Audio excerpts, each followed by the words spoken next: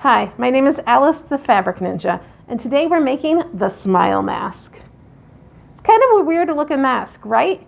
You've probably seen a million tutorials about masks, and now you see one that has a clear front. Whoa, that's weird. I guess the biggest question I get when I'm wearing this around is, why am I wearing a mask with a clear front? And that is so you can do exactly what you're doing right now, looking at my lips. Yep.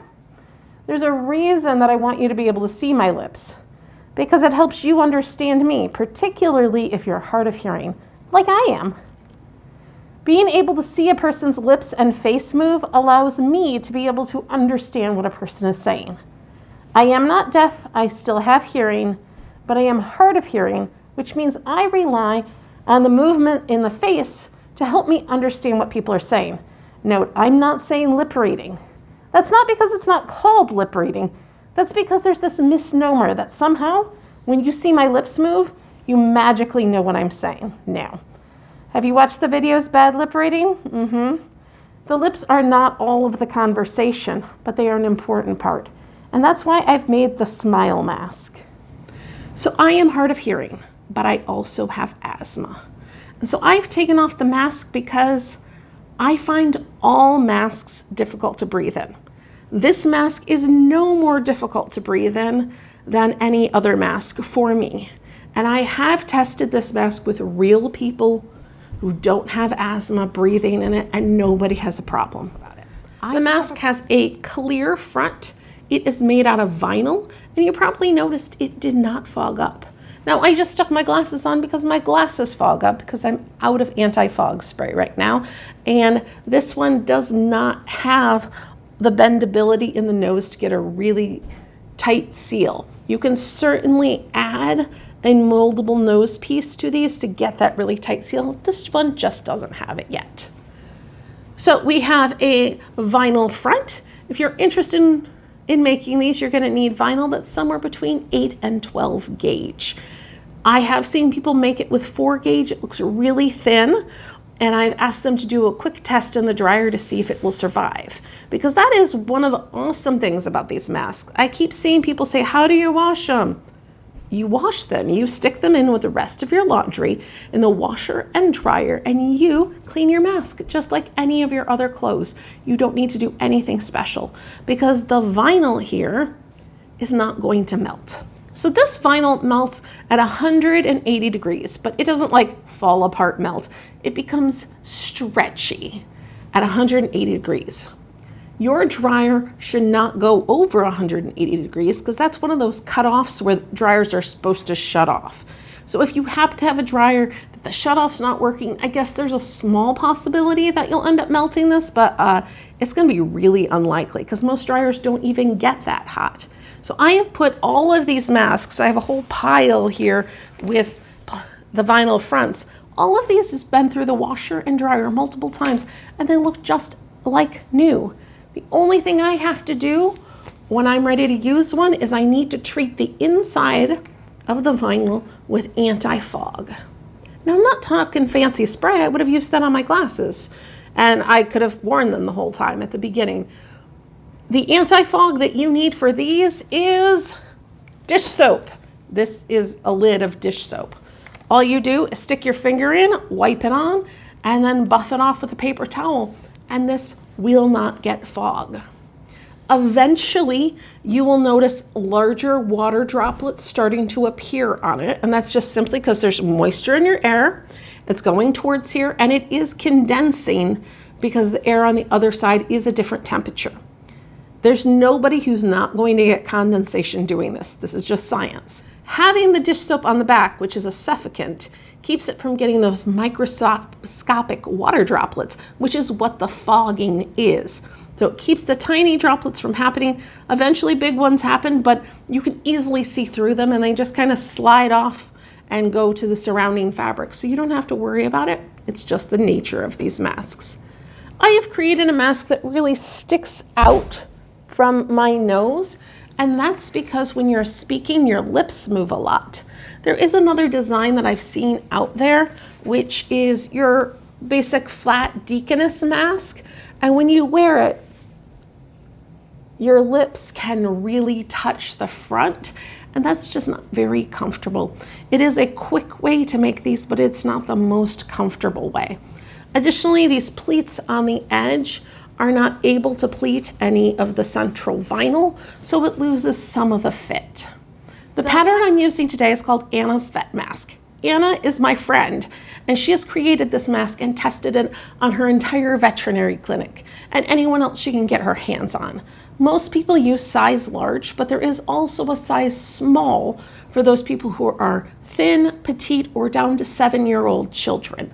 That small mask will fit all of those people. I do have one size even smaller if you do need this on a child. Remember, children under the age of 2 should not be wearing masks. But if you have a child that's between maybe 3 and 7, there is one smaller size in case you need it. Because children that small sometimes have parents who need to read their lips. This is the point of the mask, is being able to read lips and to see you smile. Grandparents may find this mask particularly helpful, as it makes grandchildren a little less afraid of what's going on because they can see you smile. While I'm talking about the uses for this mask, I want to add a little note here. There are times where you might be better using a face shield instead of one of these masks. A face shield is a very large clear piece that generally goes on a headband, and you can use a face shield so a person can see your entire face. If you're not in a position where you are needing a mask, a face shield may work just as well. You can even stick a hoodie over it and squish it down a la Kenny from South Park, and you can get a lot of coverage. It's another option I want to mention in case the mask is just not something that's right for your situation. So as I was mentioning, my friend Anna made this mask, and you'll find the pattern right down in my link. You can go down there and there's a link to where you'll get the pattern. I have an option to do a side casing, or you can just sew your elastic right in. You can do ear loops, head loops, whatever works best for you. It is a pattern that has the darts already cut out, so you're not relying on measuring or figuring out where the darts are. All you have to do is sew along the edge. And this pattern is on the fold, so if you're going to be making a ton of them, print yourself out too, make it big and flat so you can put it on a large stack of fabric and chop them all out at once. The method for doing the opening in the center is very much like a welt pocket. So if you've made one of those before, you already know what to do, just start making them. And don't worry, I'm going to explain it all step by step, little by little. I'm not going to skip any steps so you're confused at what happened. I always explain everything so that you can do this too. So let's get into the smile mask. So let's run through the pattern. We got our scale square. As always, make sure you actually measure that scale square. Let's do it. If your pattern didn't end up the right size, your mask will not be the right size in the end. It will be a size, but not the size it's intended to be. And over here we have our vinyl window. So let's chop this out and get started. So I've cut out my pattern, but now I'm also going to cut in here just so I can transfer those lines while I'm doing this. So I'm going to cut straight on both sides. And now I'm going to actually fold it to the back. I just find this easy, but it also gives a little more stability to the center of the pattern. Now we need 2 of these. There's going to be one on the outside and one on the inside. And if you're noticing that this moves, it's because I haven't actually sewn it into place. That means a filter can be added between the layers, but you can also just sew it in place, and that's fine too. So 2 different fabrics. I'm going to go with these glasses for the inside, and I'm going to go with this nice solid color for the outside so that you're not being distracted by pattern when trying to lip read. Okay, I've got my first fabric here, which is going to be my lining. Pretty sure I just threw one of the pattern pieces on the floor. Always fun. And this fabric is kind of willy-nilly for a pattern. I don't really need to worry about which way is up. So I'll have plenty of room there. And I'm going to use some temporary basting spray. It's one of my favorite tools out there. And it does wash cleanly out of the fabric. It's nothing that we have to worry about because this will be on our face later. So I have my pattern cut out and I had my fabric right sides together. And that's because I need to actually mark on the back side of my fabric.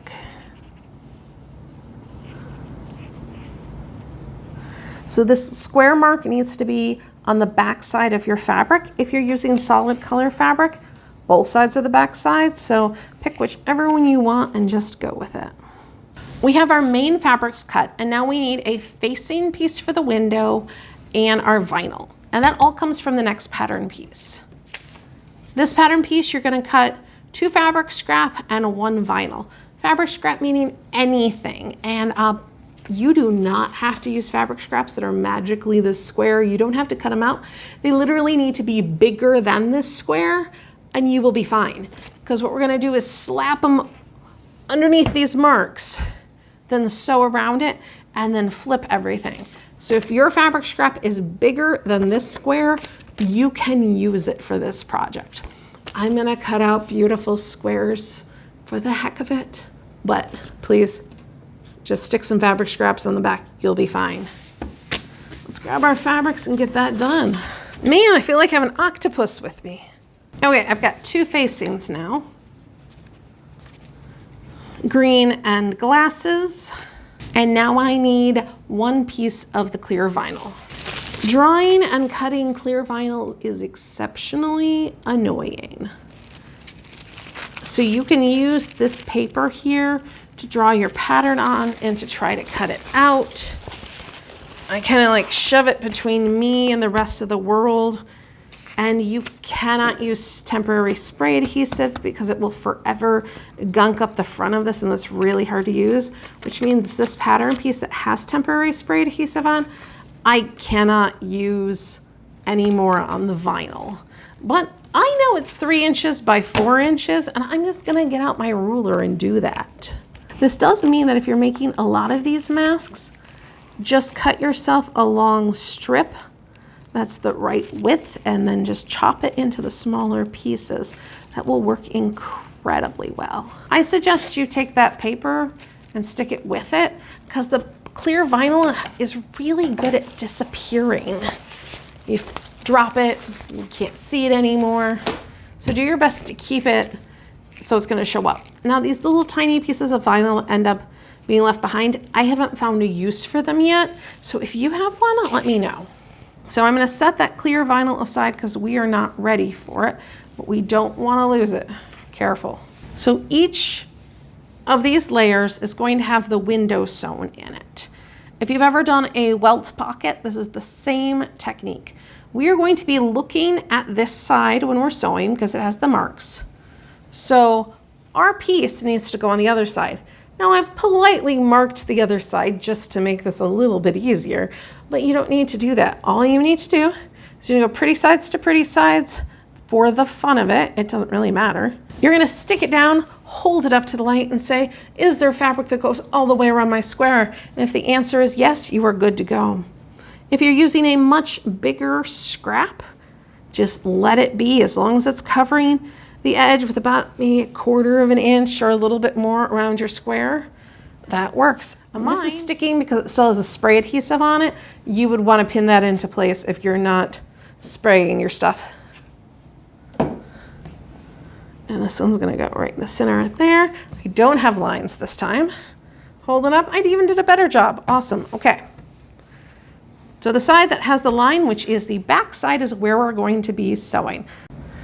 So my machine is set up in the standard way. We have a needle that is designed for woven fabric. I am using a straight stitch, 2.5 inches length, and my needle in the center to make it easy for me. And now we're just gonna sew on the square. That's it.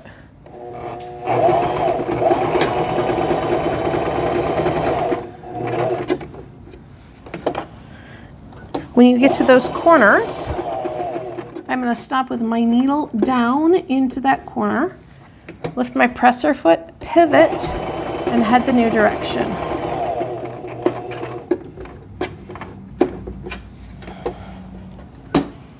because of the nature of what we're doing next, you don't really want multiple lines of stitching. You want this as one line of stitching.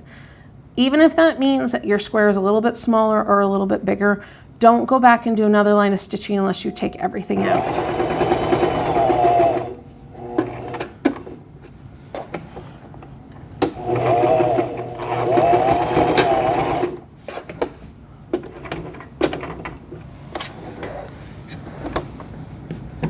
Now the same thing happens to the green.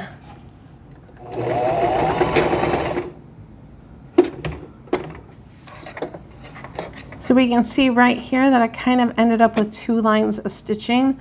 That is not going to work for what's happening next. So I am going to go back to the beginning of this line. I'm going to create 1 line of stitching.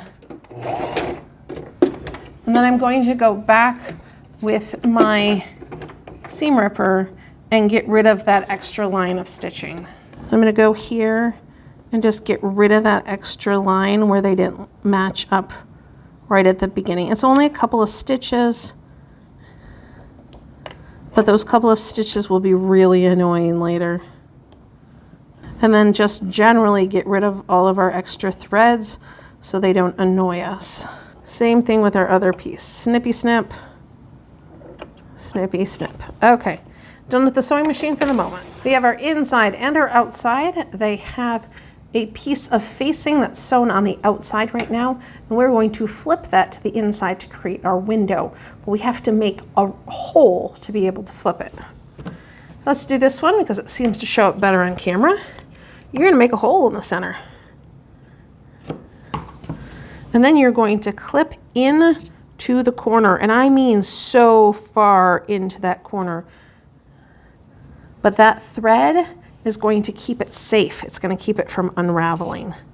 You're going to do that again. You're going to clip so far into that corner.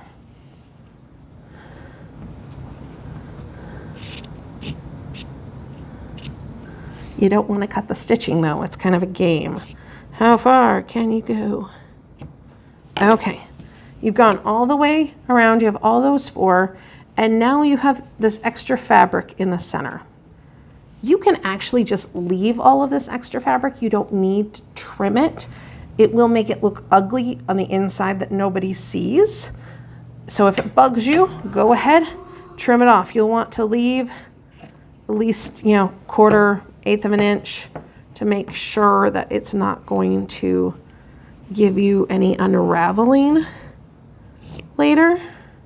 So if you're going to trim it, that's how you would do it. And now we're going to do the same thing on the green one. Now we're going to flip this in to the inside and around to the back. Again, we'll go back to this one. And this is where an iron is going to be really useful, but I do want to show you an iron alternative. I don't want to freak anyone out. It is Elmer's glue. It comes out completely when you wash it.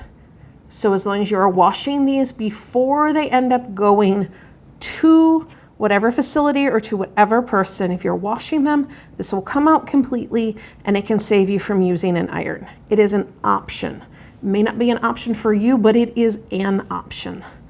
So if you're going to do the Elmer's glue option, you're going to do this, but you're only hitting that facing. You're not hitting the outside fabric. And so you have a little bit of glue on there now. Now you're going to fold this up and you're going to use your fingers to press. I know it's sticking to stuff. It'll stick where we need it in the end. So use your fingers again, push up and press. This is called finger pressing. And if you don't have an iron or a curling iron or straight iron, or you just do not want to turn on that iron, this is an option. Okay, we've done our initial press here. Now we're going to kind of push everything towards the center and flip it over. And now we're going to pull those around the corner. Then on each part, you're going to line up that seam that you just finger pressed a moment ago. and push it down. There you go. If you feel the need to add more glue, you can, but you're gonna be sewing around this. This is just like a temporary make it hold still measure. Now is a great time to add pins if you want, or just put a heavy book on this for a moment, or a ruler. That'll press everything into place while you work on the next one. And now we do everything again.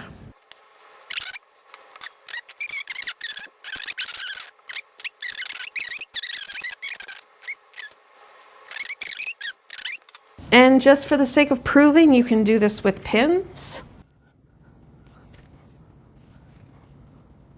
Now, if you want to actually heat up your iron and use it, which is honestly my preferred method, you won't have to do any of this pinning or extra stuff. The heat from your iron is just going to hold everything down, put it into place, and you won't need to mess with anything else. But I like giving you other options just in case you need them. Our next step is top stitching. The outside is going to be top stitched with the vinyl, and the inside is going to be top stitched alone. So now it's time to find that piece of vinyl that has walked away from you and that you have no idea where it is. Ta-da! So you are going to put that on top and then figure out how on earth are you going to hold this into place. Right. Working with vinyl is a little bit complicated because any holes you put into it are going to stay in it. You don't get a second shot on holes. But what we can do is that any holes that we choose to make can be outside of our seam line. And if you haven't noticed, let me use the other one that may show up a little better. Our vinyl is the exact size of that facing piece we made. So it will help you place this in the right spot because they're the exact same size. Just a fun little thing. So if we make any holes outside of our seam allowance, they won't really matter. So if we need to pin this into place, we can pin it way in the corners. This is also the perfect time to use those clips that you have. I'm just going to tell you now, I'm not a clip convert. I don't really love clips. I'm just not into them. But look at that. I can clip this vinyl to the seam allowance instead of needing to pin. That's brilliant. I may be a clip convert now because that works great. So our vinyl's in place. We are going to sew around that square, an eighth to 1/4 of an inch away from it. It doesn't really matter. The whole goal is to get this to hold down and to kind of make our stitching look vaguely pretty around the center window. Then our lining is just going to get that top stitching around without the vinyl. My machine is set up the same, nothing has changed. I can set my stitch a little bit longer so there are fewer holes in the vinyl. And if this vinyl starts to catch on your foot, you can certainly change to a Teflon foot or put a piece of tissue over this, or the tissue paper that came with the vinyl is perfect. You can just put that over, sew through it, and then rip it off. I actually haven't had a problem with it sticking to my foot, but it will stick to the bed of my machine. So I've been sewing with it facing up. I'm gonna just do a 1/4 of an inch seam allowance, which is gonna be the edge of my foot. But I'm going to move my needle a bit to the left just to get a little closer, but I can still use the edge of my foot.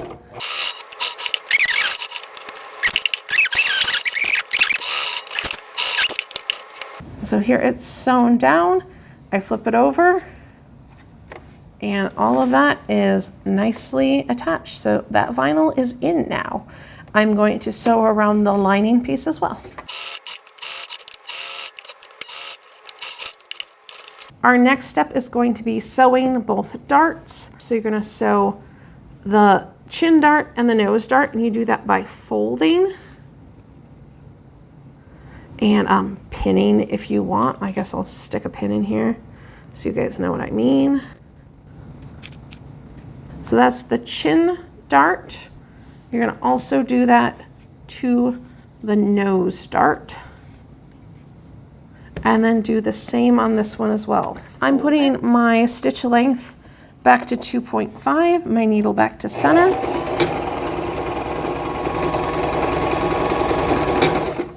And I'm going to chain stitch these. So I just did one. And you may have noticed I started at the point. You certainly don't have to. I just kind of like it.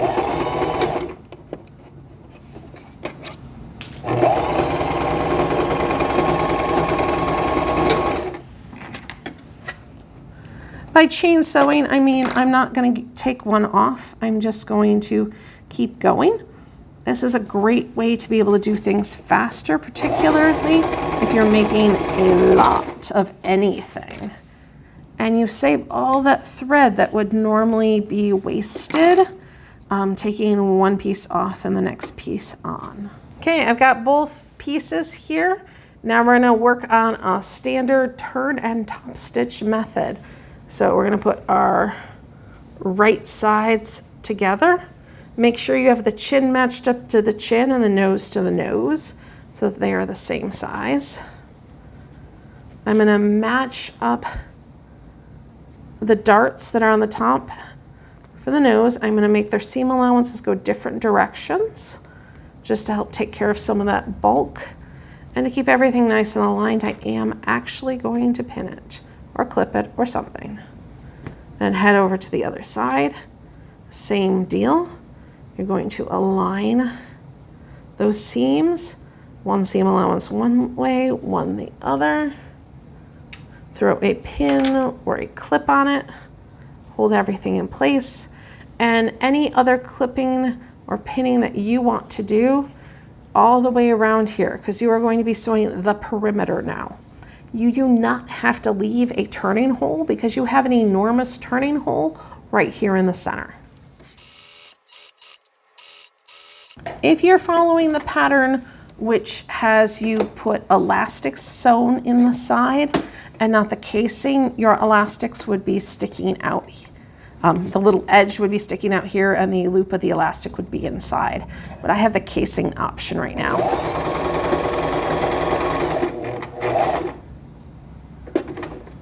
If you sew too far, I suggest you just sew off the edge, then come back at it from the other direction.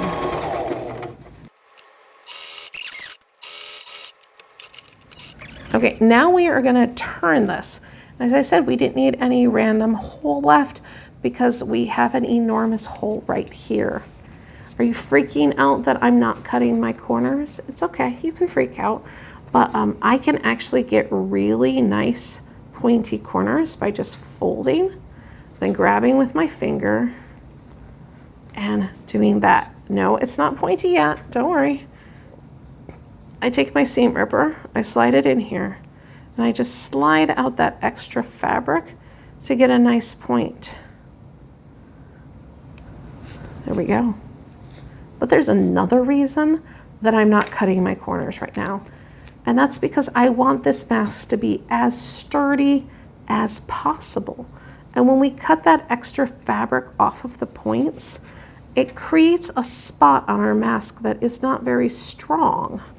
And I don't want to have any chance of my mask getting a hole in it. I've spent this time on it and it's supposed to protect me and I know it's going to get washed a lot.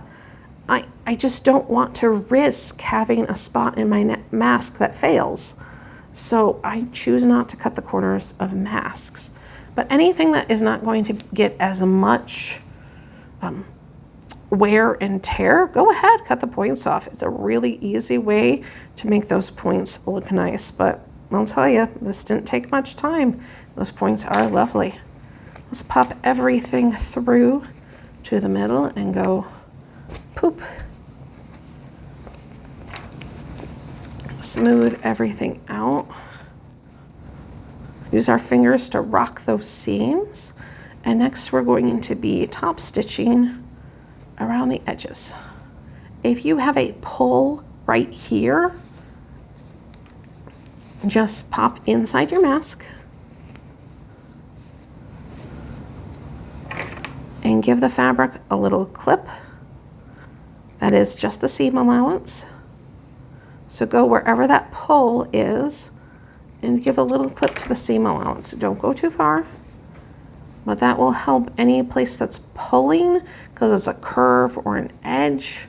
It'll help it lay smooth, but with a 1/4 of an inch seam allowance, you're unlikely to get many of those spots. So it's better just feel it, see how it goes. I take a moment, stick my finger in both of the darts, and then realize I have the whole thing inside out. So I'm gonna pop it this way. There we go. Finger in the dart, finger in the dart. Excellent. I have the casings that I'm going to form at the same time as I am doing my top stitching, as this will save me one step. I also have been known to thread my elastic into the casing before I sew it, which also saves me a step, but you got to be careful not to sew through that elastic, otherwise you've created yourself a lot of extra steps.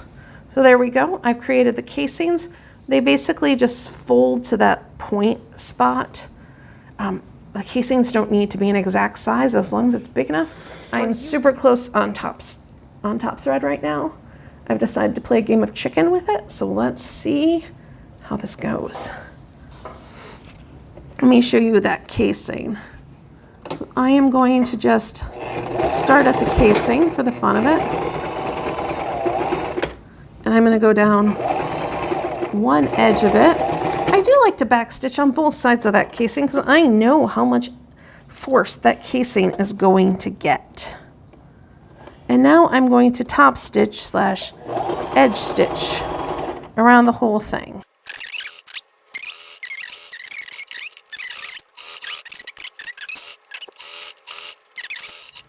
Super awesome. Now why did I leave this loose? Okay, I got several answers here. First, if you want to have a filter go in here, it will allow you to put a filter with a big hole cut in the center around here so you can completely access this and put stuff inside. 2, if for some reason you have to replace the vinyl, you can. You probably won't need to, but it's possible if you do this. 3, if you would like to put a nose wire in, you can now lay that nose wire along the top and do a second line of stitching so that you can have a moldable nose.